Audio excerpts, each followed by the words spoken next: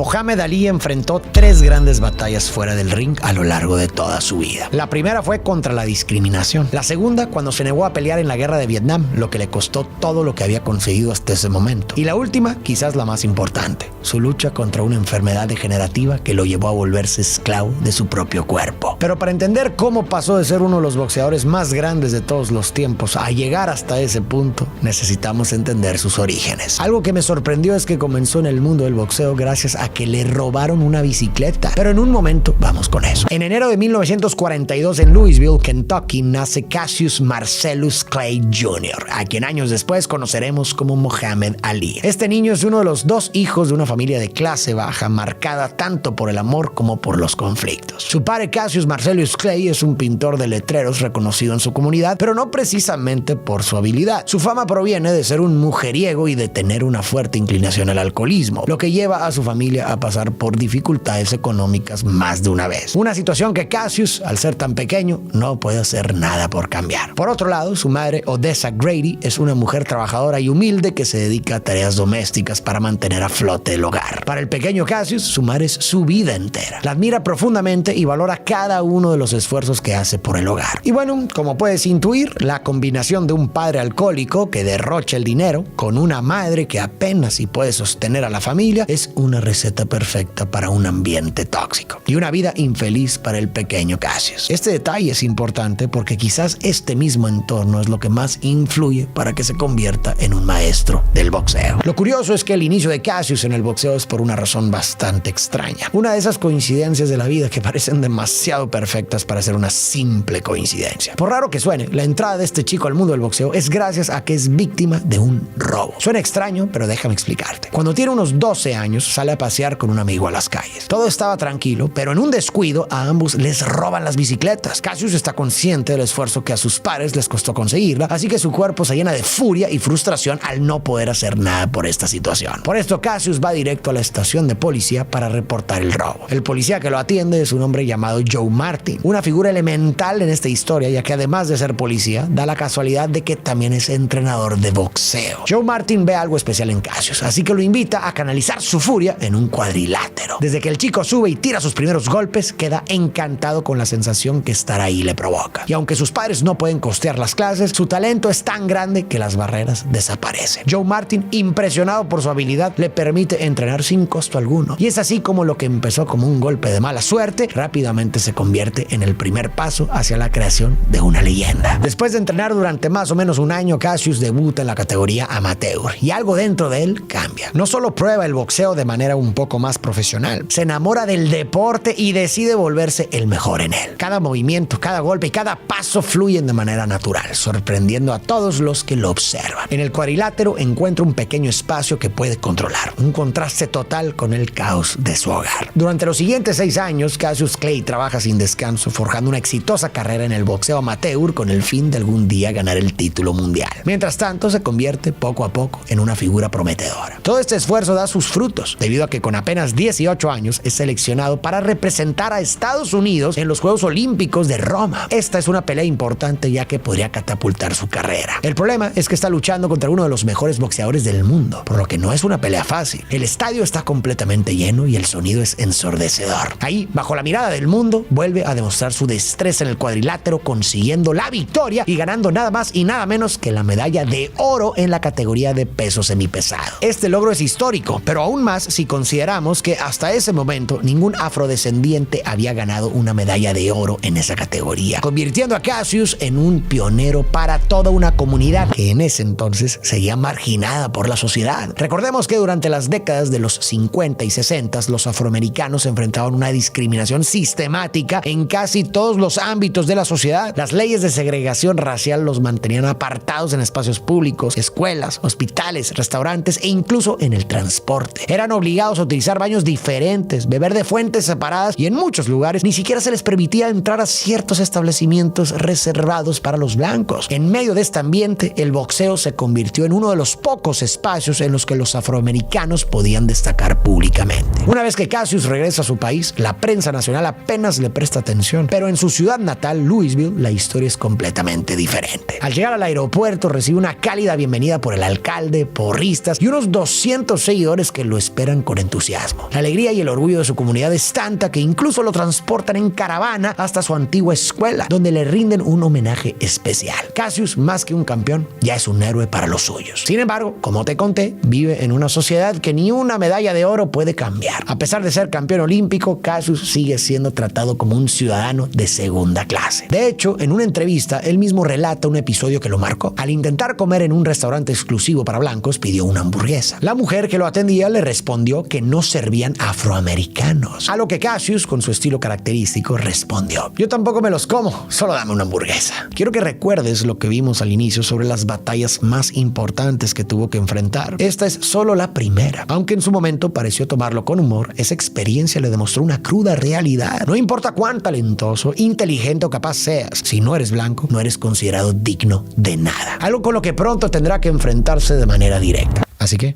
no lo olvides. No obstante, el mundo del boxeo es otra historia. Varios entrenadores de renombre desean dirigirlo debido a su talento innato para boxear, y Angelo Dundee es el elegido por Cassius para que lo guíe en su camino al éxito. Con esta nueva dirección, el joven boxeador se traslada a Miami, donde se prepara para su gran debut profesional, con el objetivo de algún día llegar a ser campeón del mundo. Pero para lograrlo, tendrá que arrebatarle el título al temido Sonny Liston, un imponente campeón conocido por ser extremadamente difícil de vencer. Y sí, puede que pienses que la medalla de oro que Cassius ganó ya cuenta como un debut profesional. Sin embargo, no se considera así, porque competir por la medalla de oro en los Juegos Olímpicos está reservado para deportistas amateur. En octubre de 1960, y después de entrenar incansablemente, Cassius Clay se enfrenta a su primer rival profesional, Tony Hunsaker. Este hombre, además de ser boxeador semiprofesional, es jefe de policía en Virginia Occidental. Desde el inicio de la pelea, Cassius impone su estilo único y veloz, con movimientos rápidos, pies ligeros y una precisión impecable que domina el combate. A pesar de la experiencia de Hunsaker, Cassius lo supera con facilidad, dejando claro que su velocidad y destreza dentro del cuadrilátero son superiores. Cada golpe, cada esquive muestra la promesa de un futuro campeón. Para que te des una idea, algunos de sus movimientos, a los que más adelante la prensa nombraría como el Ali Shuffle, daban la impresión de que estaba bailando en el ring. No se trataba solo de fuerza, sino de inteligencia y gracia. Su agilidad le permitía moverse con la ligereza de una mariposa, pero cuando atacaba, lo hacía con la precisión de una abeja. Golpeaba en el momento justo y directo al objetivo. De hecho, precisamente Cassius resume todo su estilo de pelea en la frase: vuela como mariposa, pica como abeja. En este combate, Cassius gana por decisión unánime después de 6 asaltos, marcando el comienzo de una carrera profesional que lo llevaría a convertirse en una de las figuras más icónicas del boxeo. Después de esta pelea, sigue ganando reconocimiento al enfrentarse a rivales como Richie Moore, Duke Jones y Henry Cooper, logrando la mayoría de sus victorias por knockout. Estos combates lo ayudan a construir su reputación como un joven talentoso, rápido e invencible. Cassius es imparable, una joven promesa en ascenso. Sin dudas, el chico está en una excelente racha en la categoría de peso pesado, y es inevitable que quiera disputar el título con el temido campeón, lo que lo lleva a buscar directamente una pelea por el cinturón contra Liston. Si no conoces a este boxeador, te cuento brevemente quién es y por qué es un gran desafío para Cassius. Sonny Liston fue un boxeador estadounidense y campeón mundial de peso pesado, famoso por su imponente figura y su temible poder de golpeo. Tuvo una infancia difícil, marcada por la pobreza y la violencia, lo que lo llevó a tener problemas con la ley desde muy joven. Durante su tiempo en prisión, descubrió su talento para el boxeo y perfeccionó su técnica de una manera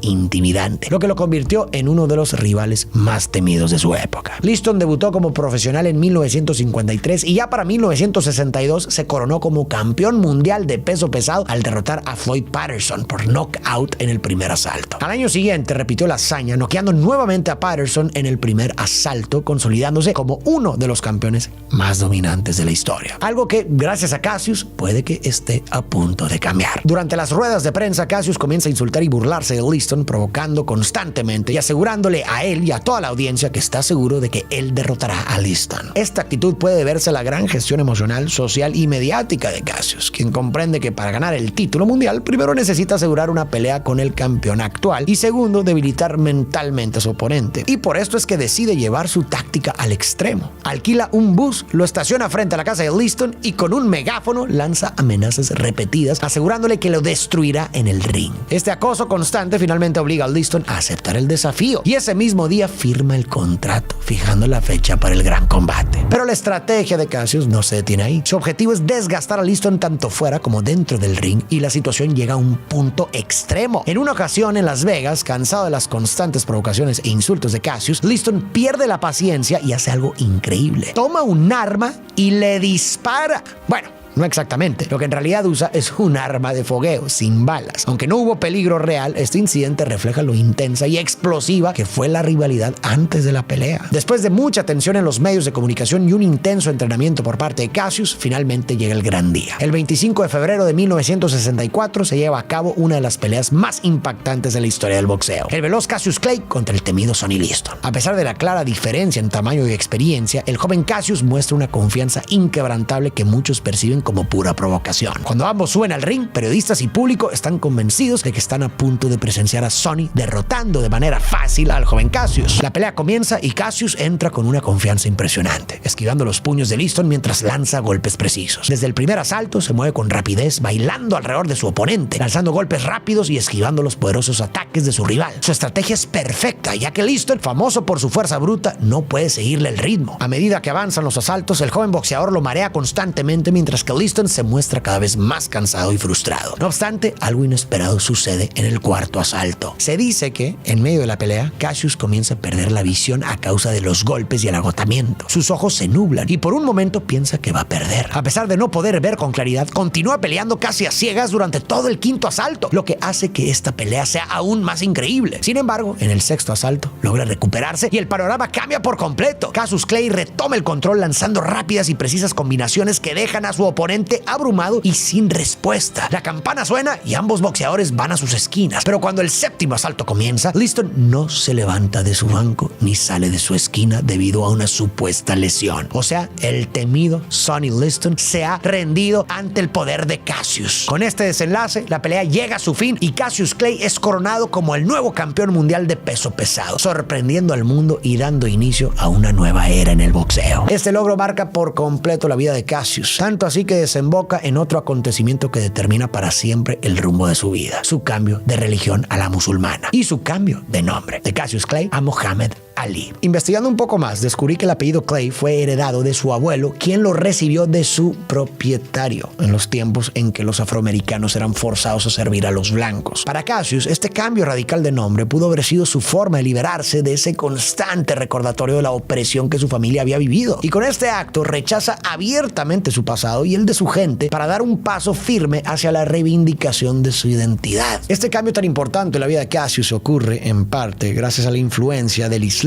una religión que apoyaba firmemente los derechos y la libertad de la comunidad afroamericana. Todo esto bajo el liderazgo de Elijah Muhammad. A partir de aquí, Ali adopta con orgullo un nuevo nombre, uno que lo ayuda a enfrentar aquello que alguna vez lo marginó, como Mohammed, que significa digno de alabanzas, y Ali, que significa el más alto. Con este acto deja claro al mundo que Cassius es parte de un pasado del que ha decidido liberarse por completo, lo que en cierta forma simboliza su primera victoria. Su nuevo nombre es ahora parte fundamental de su identidad y de cómo quiere ser recordado. Incluso llega a considerar un insulto que lo llamen por su antiguo nombre. Con esta nueva identidad, la carrera de Ali toma un impulso impresionante. Pelea tras pelea demuestra su grandeza en el ring, consolidando su nuevo nombre en el mundo del boxeo como de los más poderosos. Tanto es así que a quienes se negaban a llamarlo Muhammad Ali, el boxeador los retaba a subirse al ring y tras vencerlos les recordaba con firmeza cuál era su verdadero nombre. Entre los oponentes que se niegan a llamarlo por su nuevo nombre está Sonny Liston, cuya carrera y reputación quedaron en una situación complicada tras su derrota ante Ali. Pasar de ser un campeón dominante a caer derrotado en la lona destroza su imagen ante el público. Esta nueva rivalidad los conduce a organizar una pelea de revancha en mayo de 1965. Ambos se enfrentan nuevamente para disputar el título mundial y Liston está decidido a recuperar su título a cualquier costo, queriendo demostrar que su derrota anterior fue un accidente. Durante la pelea, Liston comienza lanzando jabs a la cabeza de Ali y buscando desgastarlo con golpes al cuerpo. Sin embargo, lo que marca esta pelea para la historia es lo que sucede justo después: el famoso golpe fantasma. En el momento más tenso del combate, Ali lanza un derechazo con el que Liston cae al suelo. Y justo es en ese instante cuando se captura la icónica fotografía de Ali parado junto a su oponente, gritándole: "Levántate y pelea, cobarde". Esa imagen en particular me parece increíble, no solo por lo que muestra, sino por lo que simboliza. Como he mencionado antes, creo que es una escena que captura perfectamente la victoria, el instante en que todo el esfuerzo, la dedicación y la confianza de Ali finalmente dan sus frutos. Es más que una fotografía, es el reflejo de que el triunfo personal y profesional se ha solidificado y ha permanecido. Con ese derribe, con esa fotografía y con esa pelea, Muhammad Ali se consagra como el mejor boxeador de su época. Aquí es donde entra su segunda batalla. En este punto de su vida está en la cúspide de su carrera, considerado el mejor de los mejores. Pelea tras pelea, su nombre se convierte en leyenda y nadie parece capaz de vencerlo. Sin embargo, en este punto, su vida da un giro inesperado. Las Fuerzas Armadas de Estados Unidos lo declaran apto para el servicio militar con la intención de enviarlo a luchar en la guerra de Vietnam. No obstante, Mohamed Ali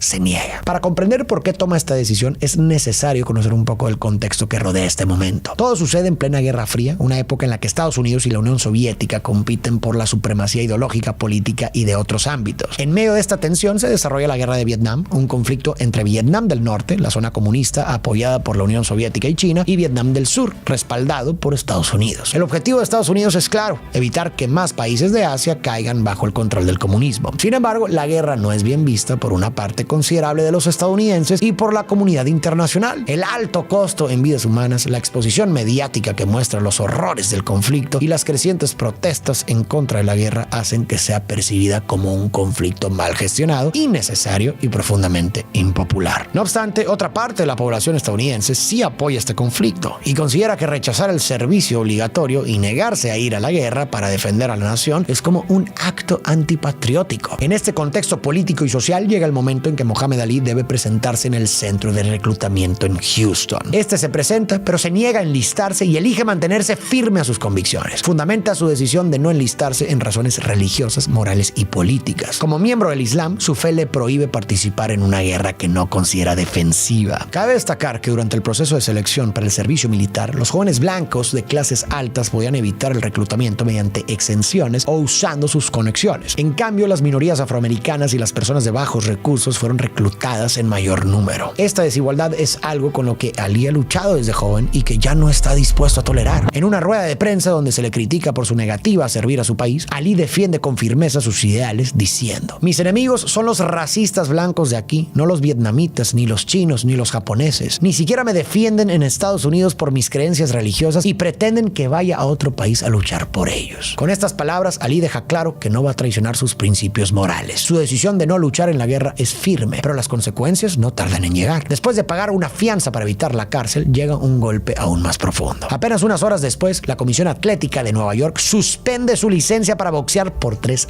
años y medio. De un momento a otro, todo por lo que ha trabajado y luchado se desmorona. Su carrera, su fuente de ingresos y su pasión quedan en pausa, mientras enfrenta el peso de las decisiones que ha tomado en defensa de sus creencias. Sin duda es un golpe bastante duro, pero en lugar de rendirse, retirarse o dejarse derrotar por las circunstancias, siguió adelante. Durante estos años de suspensión, Ali no cae en el olvido. Dedica su tiempo a dar discursos en universidades por todo el país, compartiendo su visión sobre la oposición a la guerra de Vietnam, el orgullo de ser afroamericano y su propia experiencia de vida. En sus charlas cuenta cómo desde pequeño siempre cuestionaba todo lo que lo rodeaba, lo que lo llevó a ser quien es hoy. Todo esto lo expresa con su característico humor y confianza, dejando claro que incluso fuera del ring sigue siendo una figura influyente. Esta se convierte en su segunda victoria, ya que en lugar de dejarse vencer por la injusticia, encuentra una nueva manera de transmitir su pensamiento, llegando a más personas. Pero la vida de Ali no se limita a su carrera política y de boxeo. Ali también es humano y como todo humano, se enamora. Con aproximadamente 22 años, Ali se casa con Khalila Boyd, con quien tiene 4 hijos. Desgraciadamente, y tras 10 años de matrimonio, se divorcian. Y meses después, Ali vuelve a casarse, esta vez con Verónica Porsche, con quien tiene 2 hijas. Entre ellas destaca Laila, quien sigue los pasos de su padre, convirtiéndose en boxeadora profesional y campeona de múltiples títulos. Y como si fuera un patrón, otros 10 años después, Ali se divorcia de nuevo y contrae su último matrimonio con Yolanda Williams, una amiga de la infancia con quien adopta a un hijo. Pero como si no fuesen ya demasiados hijos, mientras investigaba, descubrí que Ali reconoció a otras 2 hijas más, al parecer extramatrimoniales. Pero es momento de volver a la historia. Llegan los años 70 y Ali encuentra una oportunidad para volver al cuadrilátero en Georgia, el único estado sin una comisión de boxeo en ese momento. Esto permite que un promotor local organice una pelea para él sin necesidad de una licencia aprobada por una comisión. La gran pelea es contra Jerry Quarry y Ali sale victorioso, marcando su regreso al boxeo. La pelea termina en el tercer round cuando una herida profunda en la ceja de Quarry obliga a los médicos a detener el combate, otorgándole a Ali la victoria por nocaut técnico. Este triunfo representa el regreso triunfal de Ali al deporte, demostrando que a pesar del tiempo fuera del ring, sigue siendo un oponente formidable. Al año siguiente finalmente le devuelven su licencia por completo. Con la licencia en mano, Mohamed Ali regresa al boxeo y el título mundial de los pesos pesados está en manos de Joe Frazier. Al igual que en el pasado, busca recuperar el título de campeón mundial, pero esta vez el desafío no será como esperaba. La pelea, conocida como el combate del siglo, tiene lugar en marzo de 1980 1971 en el famoso Madison Square Garden de Nueva York. El interés mundial es enorme, ya que enfrenta a dos campeones invictos: Mohamed Ali, el ex campeón que busca recuperar su corona, y Joe Frazier, decidido a retenerla. Desde el inicio, Ali intenta dominar con su velocidad y técnica, utilizando su jab para mantener a Frazier a distancia. Sin embargo, a medida que avanza la pelea, Frazier empieza a ganar terreno presionando con golpes al cuerpo y mostrando una resistencia impresionante. En el round 11, Frazier conecta un potente gancho de izquierda que sacude a Ali, y en el round 15 lo derriba con otro gancho brutal. Finalmente, Frazier se lleva la victoria por decisión unánime, reteniendo su título de campeón mundial de los pesos pesados. Este combate atrae una atención mundial masiva y alimenta la intensa rivalidad entre ambos, que continuará con 2 peleas más en los años siguientes. Como era de esperarse, Ali no toma bien la derrota. Es un golpe a su orgullo y a la imagen invencible que había construido. Muchos creen que su tiempo de gloria ha llegado a su fin. Sin embargo, lejos de rendirse, Ali usa esta derrota como una oportunidad para mejorar. Un año después de su derrota ante Frazier, Mohamed Ali busca recuperar el título en la icónica pelea de la selva en Zaire, enfrentándose a George Foreman, el entonces campeón. Ali emplea la táctica rope-a-dope, permitiendo que Foreman se desgaste golpeándolo contra las cuerdas, para luego atacar y noquearlo en el 8º asalto. Con esta victoria, Ali reafirma su lugar como uno de los más grandes de la historia del boxeo. A partir de ahí, pelea tras pelea, Ali defiende su título y demuestra que es el mejor boxeador de todos los tiempos. Sin embargo, el paso de los años comienza a afectarlo. A los 37, Ali anuncia su retiro definitivo, escribiendo una carta a la Asociación Mundial de Boxeo en la que admite estar exhausto, pero firme en su deseo de retirarse como el más grande. Su última pelea es contra Larry Holmes, donde la diferencia de vitalidad entre ambos es evidente. Holmes, en su mejor forma, se mueve con agilidad, mientras que Ali, ya lejos de su apogeo, muestra signos de agotamiento desde el 3er asalto. Sus golpes, que alguna vez estremecieron a los mejores, ya no tienen el mismo impacto. Holmes gana la pelea, pero lo más memorable es su gesto de admiración hacia Ali. Le confiesa que Ali fue su inspiración desde niño y que luchará por el título en su honor, dando un emotivo cierre a lo que Ali representa para tantos. No obstante, lo que debería haber sido un retiro glorioso se tiñe de tristeza cuando enfrenta su tercera y más complicada batalla. Ali es diagnosticado con Parkinson, una enfermedad neurodegenerativa que provoca temblores progresivos. A medida que la enfermedad avanza, el deterioro de Ali se vuelve rápido y evidente para todos. A partir de aquí, su presencia pública se reduce y su apariencia impacta a quienes lo ven. Aquel imponente boxeador que derrotó al más temido de todos ahora es difícil de reconocer. Aún así, Ali se mantiene activo en organizaciones benéficas y asiste a innumerables eventos caritativos, dedicando su vida a causas humanitarias mientras enfrenta su condición con el mismo espíritu luchador que lo definió en el ring. Como dato curioso, en un tributo a su legado, Mohamed Ali regresa a sus inicios cuando es elegido para encender la antorcha olímpica en 1996 durante los Juegos Olímpicos de Atlanta.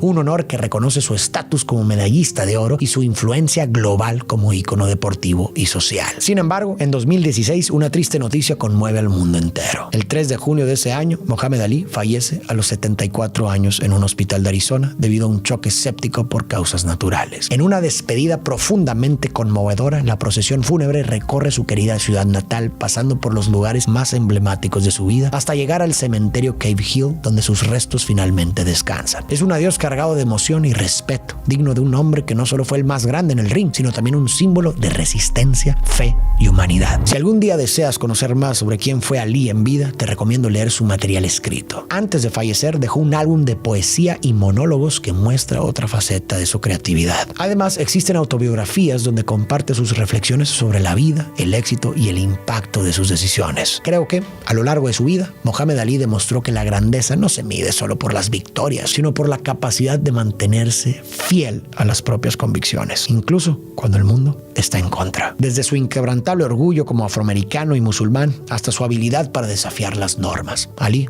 fue más que un campeón. Fue un ícono cultural, una inspiración, una expresión de libertad. Así que sí, por todo esto y más, Ali fue, es y quizás siempre será el mejor de todos los tiempos. Para ti que llegaste hasta el final, muchísimas gracias por ver el video completo. Quiero agradecerte también por todo tu apoyo y recordarte que si no te has suscrito a mi canal, lo hagas en este momento. La verdad me apoyarías bastante y así también te aseguras de no perderte ninguno de mis videos. Sin más, tú y yo nos vemos en el próximo video.